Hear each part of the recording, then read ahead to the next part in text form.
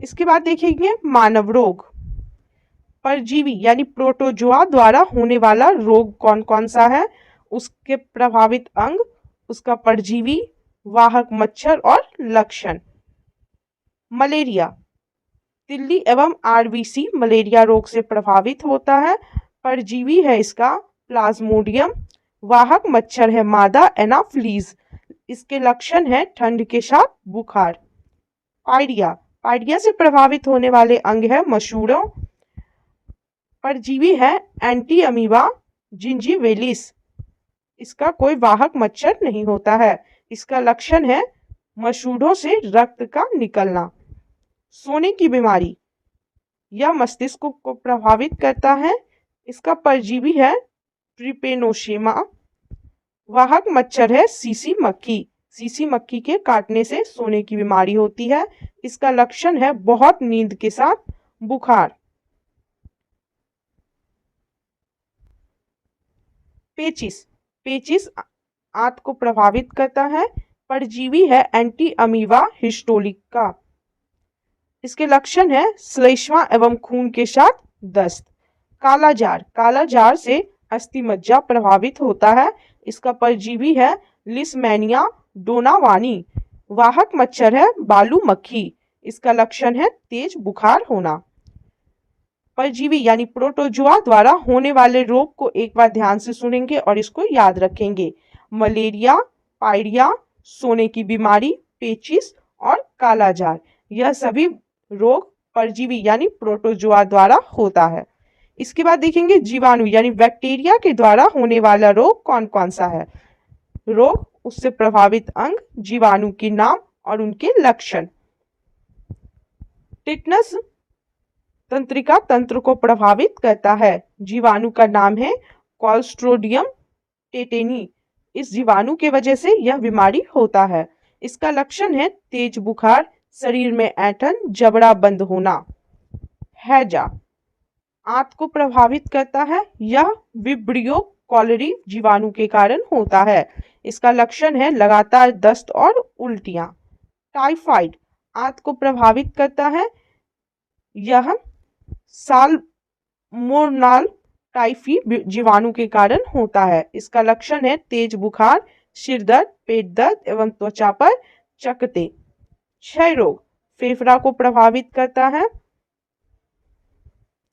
जीवाणु का नाम है माइक्रोबैक्टीरियम ट्यूबरक्लोसिस। इस जीवाणु की वजह से क्षय रोग होता है। इसके लक्षण है बार बार खांसी के साथ कफ आना और रक्त निकलना। डिप्थीरिया हमारे श्वास नली को प्रभावित करता है। जीवाणु का नाम है कोरोनी बैक्टीरियम डिप्थीरी। इस जीवाणु की वजह से डिप्थीरिया बीमारी होता है। इसमें सांस लेने में कठिनाई होती है, दम घुटता है, हल्का बुखार एवं वजन घटना, यह सभी डिप्थीरिया के लक्षण हैं। प्लेग, प्लेग फेफड़ा कांडव दोनों पैर के बीच के भाग को प्रभावित करता है। जीवाणु का नाम है पास्चुरेला पोस्टिस। इसका लक्षण है बहुत तेज बुखार और शरीर पर गिल्टियां। काली खांसी श्वसन तंत्र को प्रभावित करता है। जीवाणु का नाम है हीमोफिलस पर्टुसिस, जिसकी वजह से काली खांसी होती है। इसका लक्षण है लगातार खांसी आना। निमोनिया फेफड़ा को प्रभावित करता है। यह डिप्लोकोकस न्यूमोनी जीवाणु के कारण होता है। इसका लक्षण है तेज बुखार, फेफड़ों में सूजन।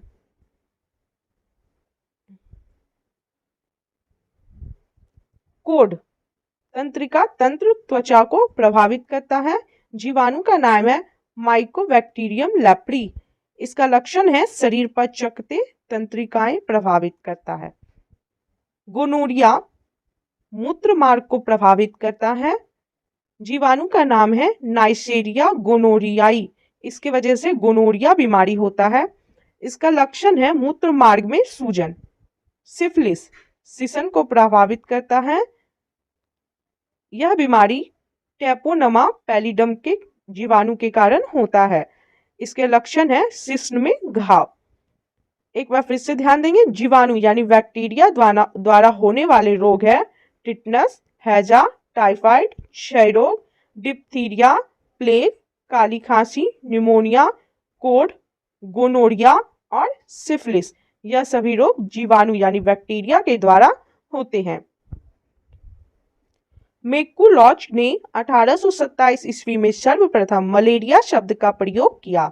मलेरिया रोग की पुष्टि रक्त की बूंद तथा पीएफ मामलों के लिए आरडी किट्स सूक्ष्मदर्शी जांच द्वारा की जाती है। लेवरन 1880 में मलेरिया से पीड़ित व्यक्ति के रुधिर में मलेरिया परजीवी प्लाज्मोडियम की खोज की। रोनाल्ड रॉश ने 1887 में मलेरिया परजीवी द्वारा मलेरिया होने की पुष्टि की तथा बताया कि मच्छर इसका वाहक है। मलेरिया रोग में लाल रुधिराणु नष्ट हो जाते हैं तथा रक्त में कमी आ जाती है।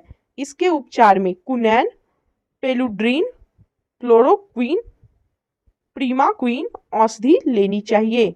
1882 ईस्वी में जर्मन वैज्ञानिक रॉबर्ट कोच ने कॉलरा एवं टीबी के जीवाणुओं की खोज की।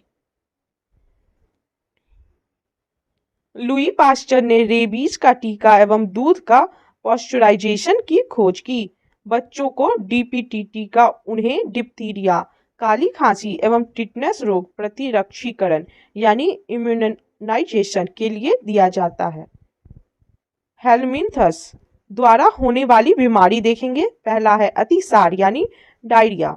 इस रोग का कारण आंत में मौजूद एस्केरिस लुम्ब्रिकाइडिस नामक अंतःपरजीवी प्रोटोजोआ है जो घरेलू मक्खी द्वारा प्रसारित होता है।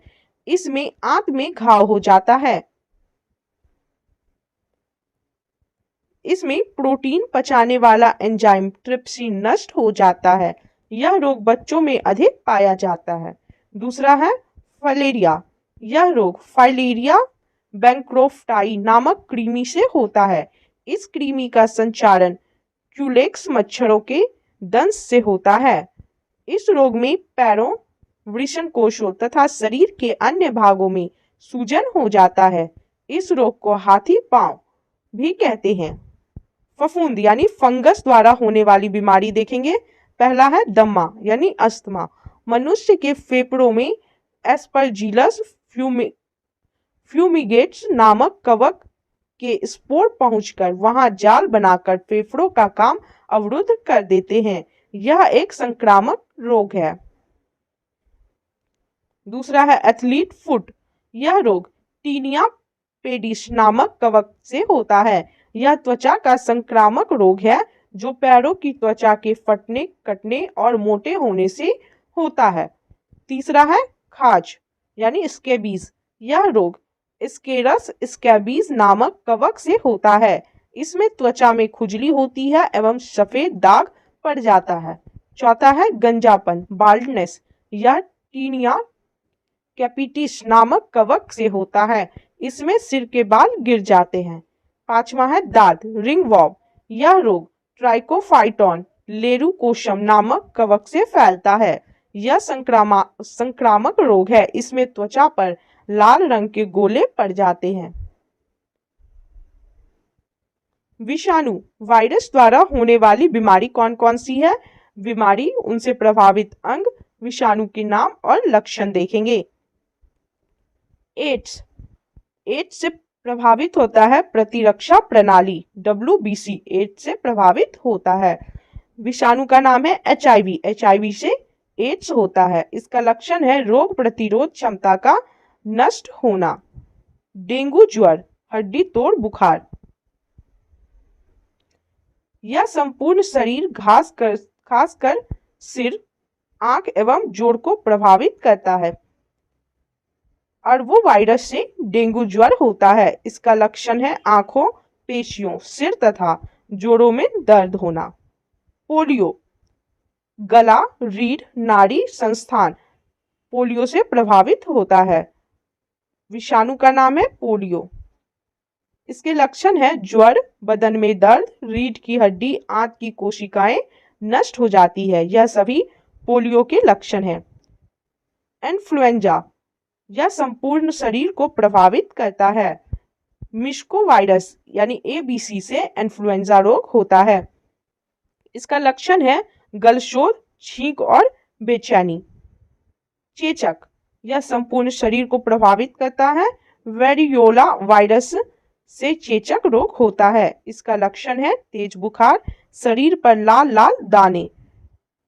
छोटी माता, यह संपूर्ण शरीर को प्रभावित करता है। वेरिशेला वायरस से छोटी माता रोग होता है। इसका लक्षण है बुखार, शरीर पर पित्तिकाएं यानी लाल दाने। गलशोथ, पैराथायराइड ग्रंथि को प्रभावित करता है। इसका लक्षण है ज्वर के साथ मुंह खोलने में कठिनाई होना। खसरा, संपूर्ण शरीर को प्रभावित करता है। मोरबीली वायरस से खसरा रोग होता है। इसका लक्षण है शरीर पर लाल दाना होना। ट्रैकोमा, आंख को प्रभावित करता है। इसका लक्षण है आंख लाल होना और आंख में दर्द होना। हेपेटाइटिस या पीलिया, यकृत को प्रभावित करता है। इसका लक्षण है पेशाब पीला होना, आंख एवं त्वचा पीला हो जाता है इस बीमारी में। रेबीज, तंत्रिका तंत्र को प्रभावित करता है। यह रैबिडो वायरस से होता है। इसका लक्षण है रोगी पागल हो जाता है, जीभ बाहर निकालता है। मेनिंजाइटिस मस्तिष्क को प्रभावित करता है। इसका लक्षण है तेज बुखार आना। हर्पीज, त्वचा को प्रभावित करता है। यह हर्पीस विषाणु से होता है। इसका लक्षण है त्वचा में सूजन हो जाना। कोविड-19 गला और फेफड़ा को प्रभावित करता है। विषाणु का नाम है सार्स-कोव-2।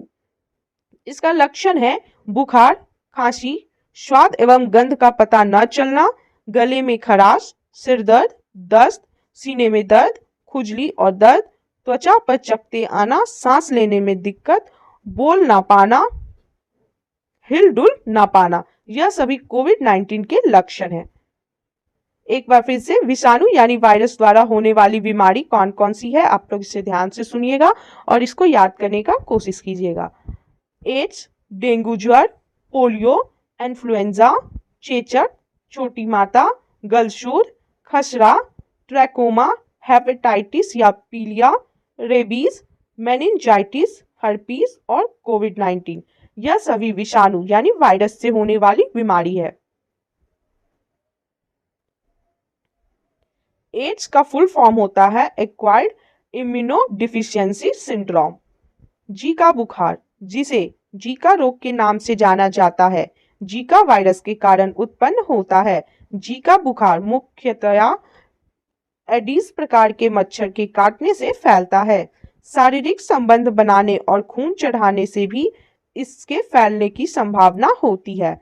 यह रोग गर्भवती मां से गर्भस्थ शिशु में जा सकता है और शिशु के सिर के अपूर्ण विकास की वजह बन सकता है। इसके अधिकांश मामले 60 से 80% मामले में कोई लक्षण नहीं दिखते। यदि कोई लक्षण दिखते हैं तो वे लक्षण इस प्रकार के होते हैं, जैसे कि बुखार, लाल आंखें, जोड़ों में दर्द, सिर दर्द, लाल चकत्ते आदि। मनुष्यों में होने वाला आनुवांशिक रोग कौन कौन सा है? पहला है वर्णांधता यानी कलर ब्लाइंडनेस। इसमें रोगी को लाल एवं हरा रंग पहचानने की क्षमता नहीं होती है। इसमें लाल रंग हरा दिखाई पड़ता है। इस रोग से मुख्य रूप से पुरुष प्रभावित होते हैं। स्त्रियों में यह तभी होता है जब इसके दोनों गुणसूत्र यानी XX प्रभावित हो। इस रोग की वाहक स्त्रियां होती है। दूसरा है हीमोफीलिया। इस रोग में व्यक्ति के चोट लगने पर आधा घंटा से 24 घंटे यानी सामान्य समयांतराल औसतन 2 से 5 मिनट तक रक्त का थक्का नहीं बनता है। यह मुख्यतः पुरुषों में होता है। स्त्रियों में यह रोग तभी होता है जब इसके दोनों गुणसूत्र यानी XX दोनों प्रभावित हो। इस रोग की वाहक स्त्रियां हैं। हेल्डेन का मानना है कि यह रोग ब्रिटेन की महारानी विक्टोरिया से प्रारंभ हुआ। तीसरा है टर्नर सिंड्रोम। यह रोग स्त्रियों में होता है। इस रोग से ग्रसित स्त्रियों में गुणसूत्रों की संख्या 45 होती है, 44A प्लस XO। इसमें शरीर अल्प विकसित, कद छोटा एवं वक्ष चपटा होता है। जननांग प्रायः अविकसित होता है जिससे वे बांझ होती है। चौथा है क्लीनेफेल्टर सिंड्रोम। यह रोग पुरुषों में होता है। इस रोग से ग्रसित पुरुषों में गुणसूत्रों की संख्या 47 होती है। इसमें पुरुषों का वृषण अल्प विकसित एवं स्तन स्त्रियों के समान विकसित हो जाता है। इस रोग से ग्रसित पुरुष नपुंसक होता है। पांचवा है डाउन सिंड्रोम। इस रोग से ग्रसित रोगी मंद बुद्धि, आंखें टेढ़ी, जीभ मोटी तथा अनियमित शारीरिक ढांचा होता है। इसे मंगोलिज्म भी कहते हैं। छठा है पटाउ सिंड्रोम।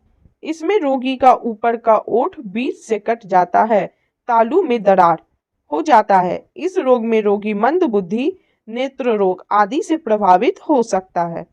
कुछ अन्य रोग और कौन कौन से हैं? पहला, पक्षाघात या लकवा यानी पैरालिसिस। इस रोग में कुछ ही मिनटों में शरीर के आधे भाग को लकवा मार जाता है। यहाँ पक्षाघात होता है, वहां की तंत्रिका निष्क्रिय हो जाती है। इसका कारण अधिक रक्तदाब के कारण मस्तिष्क की कोई धमनी का फट जाना अथवा मस्तिष्क को अपर्याप्त रक्त की आपूर्ति होना है। दूसरा है एलर्जी। कुछ वस्तु जैसे धूल, धुआं, रसायन, कपड़ा, सर्दी किन्हीं विशेष व्यक्तियों के लिए हानिकारक हो जाते हैं और उनके शरीर में विपरीत क्रिया होने लगती है, जिससे अनेक बीमारियां हो जाती है। खुजली, फोड़ा, फुंसी, शरीर में सूजन आ जाना, काला दाग, एक्जिमा आदि एलर्जी के उदाहरण हैं। तीसरा है सिजोफ्रीनिया। यह मस्तिष्क रोग है जो प्रायः युवा वर्ग में होता है। ऐसा रोगी कल्पना को ही सत्य समझता है, वास्तविकता को नहीं। ऐसे रोगी आलसी, अलगावहीन, आवेशहीन होते हैं। विद्युत आक्षेप चिकित्सा इसमें काफी सहायक होती है। चौथा है मिर्गी। इसे अपस्मार रोग कहते हैं। यह मस्तिष्क के अतिरिक्त रोगों के कारण होती है। इस रोग में जब दौरा पड़ता है तो मुंह से झाग निकलता है और मल पेशाब भी निकलता है। पांचवा है डिप्लोपिया। यह रोग आंख की मांसपेशियों के पक्षाघात यानी पैरालिसिस के कारण होती है। छठा है कैंसर। मनुष्य के शरीर के किसी भी अंग में त्वचा से लेकर अस्थि तक यदि कोशिका वृद्धि अनियंत्रित हो तो इसके परिणाम स्वरूप कोशिकाओं में अनियमित गुच्छा बन जाता है। इन अनियमित कोशिकाओं के गुच्छे को कैंसर कहते हैं। कैंसर को स्थापित होने में जो समय लगता है उसे लैटेंट पीरियड कहते हैं। कीमोथेरेपी कैंसर रोग के उपचार के लिए दी जाती है। उत्कृष्ट गैस रेडॉन कैंसर के इलाज में प्रयुक्त किया जाता है। नोट: कीमोथेरेपी शब्द को वर्ष 2013 में पाउल एहरलिच ने दिया, जिन्हें आधुनिक रसोचिकित्सा का पिता कहा जाता है। बीमारी के उपचार में रसायन का उपयोग कीमोथेरेपी कहलाता है। कैंसर मुख्यतः 4 प्रकार के होते हैं। पहला कार्सिनोमास, दूसरा सार्कोमास, तीसरा ल्यूकीमियास और चौथा लिम्फोमास। इन चारों के बारे में देखेंगे। कार्सिनोमास, इसकी उत्पत्ति उपकला ऊतकों से होती है। सार्कोमास, यह कैंसर संयोजी ऊतकों, अस्थियों, उपास्थि एवं पेशियों में होता है। ल्यूकीमियास, यह ल्यूकोमाइटस में असामान्य वृद्धि के कारण होता है। लिम्फोमास, यह कैंसर लसिका गांठों एवं प्लीहा में होता है। नोट: रेडियो सक्रिय स्ट्रोंसियम 90 के कारण अस्थि कैंसर होता है। रेडियो सक्रिय स्ट्रोंसियम 90 के कारण अस्थि कैंसर हो जाता है। चिकनगुनिया, यह दुर्लभ बनाने वाली गैर घातक वायरल बीमारी है जिसका प्रकोप भारत में 36 वर्ष बाद 2006 में हुआ।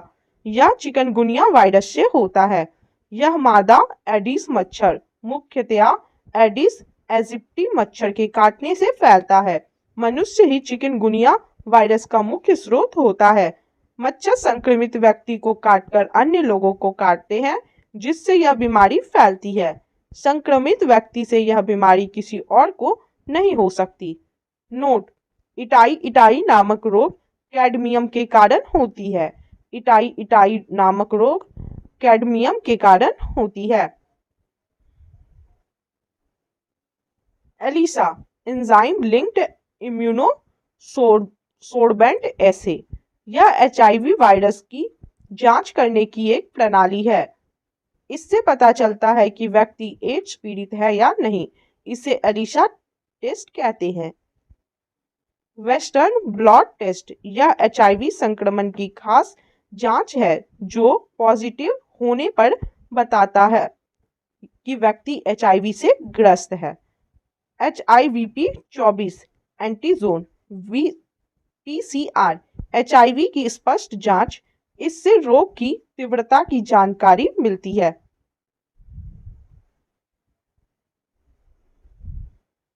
CD4 काउंट, इस परीक्षण से रोगी की प्रतिरोधक क्षमता का आकलन किया जाता है। Nucleic acid test, nucleic acid RNA या DNA एप्लीफिकेशन टेस्ट की एडवांस तकनीक सीधे एचआईवी वायरस के लेती है। यह तकनीक ब्लड डोनर के रक्त में मौजूद बहुत ही कम स्तर के संक्रमण की पहचान कर लेता है। इस जांच की मदद से 1 सप्ताह के संक्रमण को भी पकड़ा जा सकता है। टीकाकरण कार्यक्रम BCG बैसिलस कॉलमेटर ग्यूरिन, जन्म पर तपेदिक से 70% तक सुरक्षा होता है। इससे BCG जन्म पर दिया जाता है। DPT यानी डिप्थीरिया, पर्ट्यूसिस और टेटनस टोक्साइड 6, 10, 14 सप्ताहों और 16 से 24 माह की आयु में यह 90 से 99% सुरक्षा करता है। OPV पोलियो 6, 10, 14 सप्ताहों और 16 से 24 माह की आयु और संस्थागत जन्म के समय खुराक सुरक्षा 100% तक देता है। खसरा 9 से 12 माह की आयु पर सुरक्षा 100% तक। DT डिप्थीरिया और टेटनस टॉक्सॉइड 5 वर्ष की आयु में पड़ता है।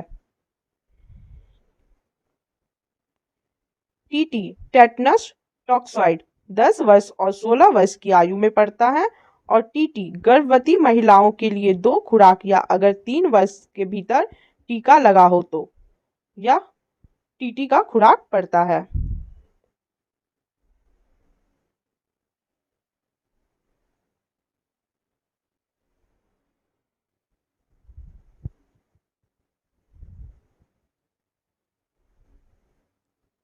विषाणु से संक्रमित शरीर की कोशिकाएं इंटरफेरॉन नामक प्रोटीन बनाती है। HIV पॉजिटिव लोगों के लिए एंटी रिट्रोवायरस थेरेपी ART की व्यवस्था की है। ART सेवाओं की शुरुआत 1 अप्रैल 2004 को की गई है। वर्तमान में एड्स के उपचार के लिए एजिडोथाइमिडीन AZT औषधि का प्रयोग किया जा रहा है। डेंगू ज्वर मादा एडिस एजिप्टी मच्छर के काटने से फैलता है। हमारे देश में डेंगू ज्वर का पहला मामला 1963 ईस्वी में कोलकाता में सामने आया था। डेंगू ज्वर के कारण मानव शरीर में प्लेटलेट्स की कमी हो जाती है। प्रमुख केंद्रीय स्वास्थ्य कार्यक्रम कौन कौन से हैं? राष्ट्रीय आयोडीन अल्पता विकार नियंत्रण कार्यक्रम का शुरुआत हुआ 1962 में। राष्ट्रीय आयोडीन अल्पता विकार नियंत्रण कार्यक्रम का शुरुआत हुआ 1962 में। राष्ट्रीय दृष्टिहीनता नियंत्रण कार्यक्रम का शुरुआत हुआ 1976 में। राष्ट्रीय दृष्टिहीनता नियंत्रण कार्यक्रम का शुरुआत हुआ 1976 में। राष्ट्रीय कैंसर नियंत्रण कार्यक्रम का शुरुआत हुआ 1975 से 76 में। राष्ट्रीय कैंसर नियंत्रण कार्यक्रम का शुरुआत हुआ 1975 से 76 में। राष्ट्रीय मानसिक स्वास्थ्य कार्यक्रम का शुरुआत हुआ 1982 में। राष्ट्रीय मानसिक स्वास्थ्य कार्यक्रम का शुरुआत हुआ 1982 में। राष्ट्रीय एड्स नियंत्रण कार्यक्रम का शुरुआत हुआ 1992 में। राष्ट्रीय एड्स नियंत्रण कार्यक्रम का शुरुआत हुआ 1992 में। राष्ट्रीय तपेदिक नियंत्रण कार्यक्रम का शुरुआत हुआ 1997 में। राष्ट्रीय तपेदिक नियंत्रण कार्यक्रम का शुरुआत हुआ 1997 में। प्रजनन एवं बाल स्वास्थ्य कार्यक्रम का शुरुआत हुआ 1997 से 98 में। प्रजनन एवं बाल स्वास्थ्य कार्यक्रम का शुरुआत हुआ 1997 से 98 में। पल्स पोलियो कार्यक्रम का शुरुआत हुआ 1997 से 98 में। पल्स पोलियो कार्यक्रम का शुरुआत हुआ 1997 से 98 में।